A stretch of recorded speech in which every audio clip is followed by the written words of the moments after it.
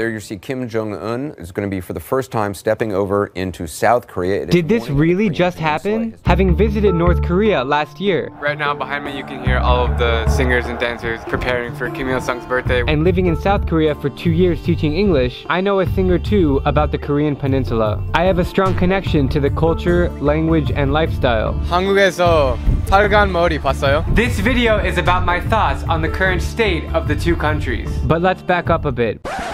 73 years ago, there was only one country called Korea. It had one homogeneous population of 30 million people. It had happy families living across the land and freedom to roam north or south. But that all changed on June 25th, 1950, when soldiers from the Soviet-backed Communist North bombarded across the 38th parallel into the Western-backed Republic South. A long bloody war led to Korea being split up with a thick border on the DMZ. Families were split up, lifestyles were changed, opportunities were destroyed, and today the two Koreas remain about as opposite as any two countries on the planet. It's capitalism versus communism, the land of possibilities versus the land of uncertainties. I find it very upsetting to think about what has happened to this lovely country and the division that remains among its people. And then, April 27th, 2018, Kim Jong-un becomes the first North Korean leader to step foot south of his border since 1953. He met with South Korea's President Moon Jae-in, shared a few laughs, and they signed a denuclearization agreement. Even more surprising, Kim Jong-un is planning to meet with Trump later this month.